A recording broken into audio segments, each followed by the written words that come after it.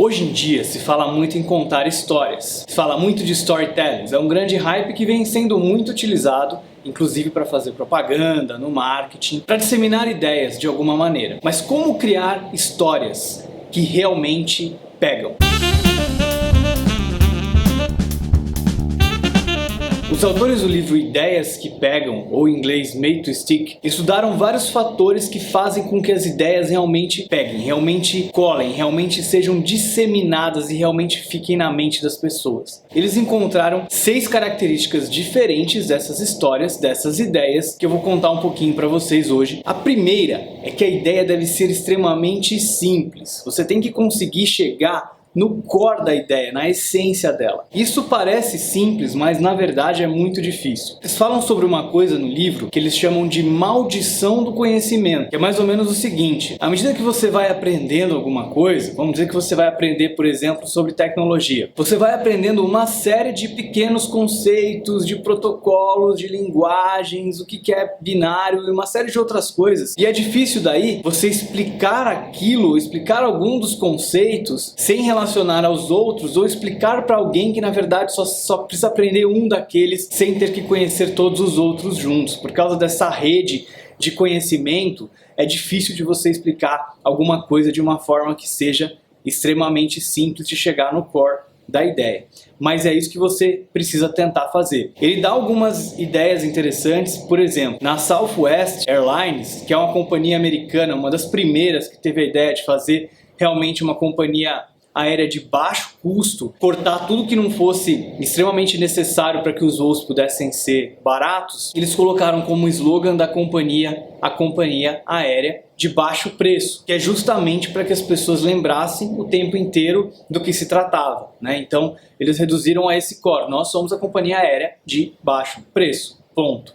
Então, sempre que as pessoas fossem tomar alguma decisão, elas teriam que lembrar desse slogan de baixo preço, para que aquela decisão de alguma maneira contribuísse para que eles fossem a empresa que tivesse o menor preço do mercado. Outra coisa interessante é um jornal, que ele conta de um jornal que queria ser local, porque as pessoas gostam muito de comprar aquele jornal que elas aparecem, ou que alguém que elas conhecem aparecem, ou que conta uma história de algum lugar que elas conhecem. E para que esse jornal fosse muito vendido, eles perceberam justamente que eles tinham que citar as pessoas daquela comunidade do jornal. E o slogan desse jornal era nomes, nomes e nomes, justamente porque em toda matéria precisavam colocar o nome de alguém daquela comunidade, que era justamente isso que fazia que o jornal se tornasse interessante para aquelas pessoas. Então, procure encontrar qual que é o core da sua história, qual que é o core da sua ideia, e deixa isso bem nítido, deixa isso bem claro, né? Cria uma espécie de slogan para que seja simples e fácil de ser lembrado depois. Então esse é o primeiro, que é ser simples. O segundo ponto, não menos importante, é que a história deve ser inesperada. Então você precisa quebrar de alguma maneira o padrão. Você precisa contar alguma coisa que a pessoa não está esperando que você vai falar, não está esperando que vai ouvir de você. Porque quando você quebra esse padrão, quando você conta alguma coisa inesperada, ela sente a necessidade de prestar atenção. Isso desperta a curiosidade. Então muitas vezes usar mistérios, muitas vezes realmente incluir fatos que a pessoa não esperava, queria ouvir, fazer uma quebra de padrão, vai fazer com que a sua história seja muito mais interessante, que ela pegue muito mais. Um terceiro ponto é que a sua história deve ser, a sua ideia deve ser concreta. Isso é muito importante para que pegue.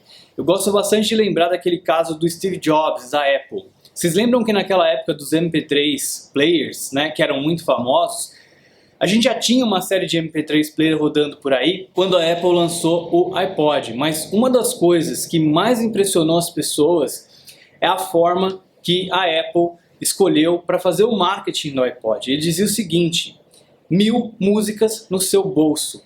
Olha como é uma forma concreta de você explicar o que é um iPod. É uma forma que qualquer pessoa entende com facilidade.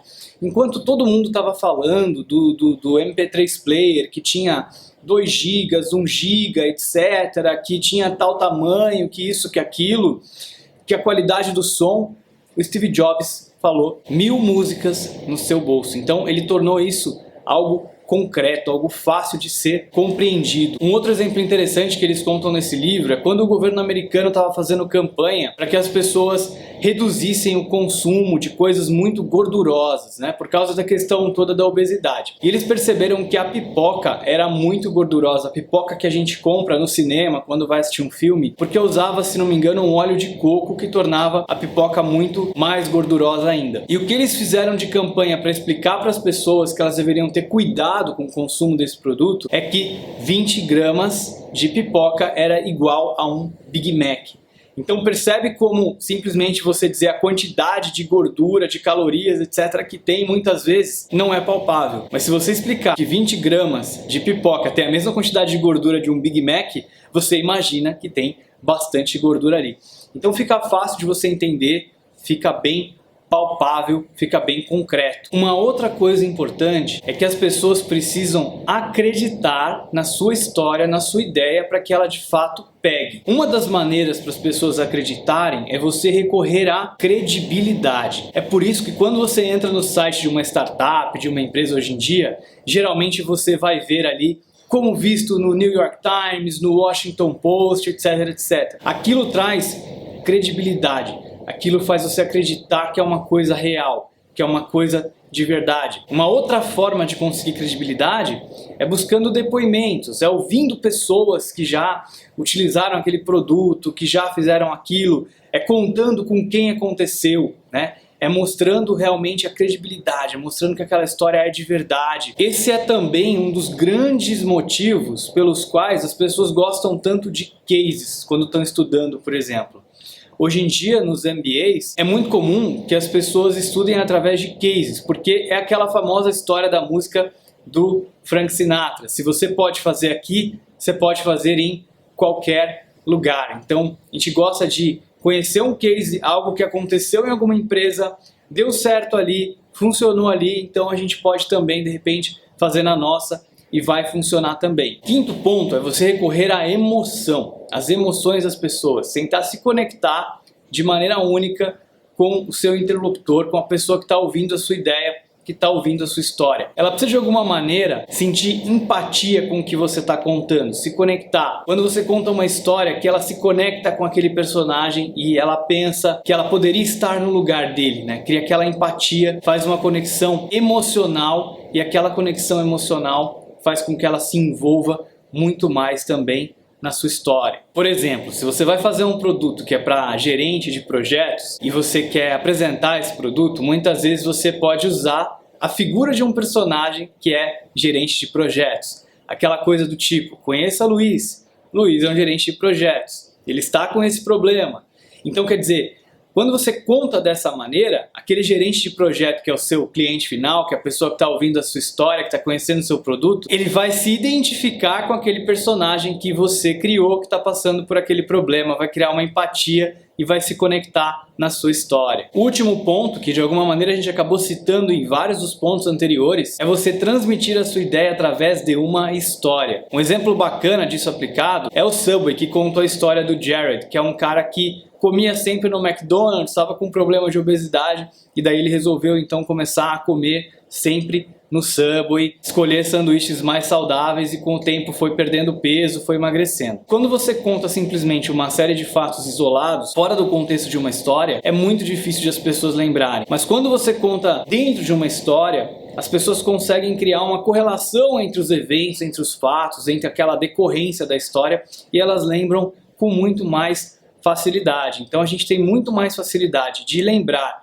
de contar uma história que a gente ouviu, de relatar uma história que a gente ouviu, do que simplesmente relatar uma sequência de fatos descontextualizados, isolados. Então coloque aquela ideia que você quer transmitir no contexto de uma história que ela vai pegar muito mais, que as pessoas vão lembrar muito mais e que as pessoas vão continuar sempre contando essa história. Não é à toa que as histórias mais conhecidas que todos nós conhecemos geralmente são fábulas, são historinhas e a gente nunca esquece dessas fábulas, dessas historinhas, porque elas pegam, porque a gente lembra para sempre. E é isso que você quer com as histórias também da sua empresa, da sua organização, com as ideias que você quer transmitir para sua audiência, para as pessoas que você se importa. Não esqueça de deixar um like no vídeo se você está vendo aqui pelo YouTube. Não se esqueça também de assinar o podcast no iTunes e deixar o seu review do podcast. Até o próximo episódio.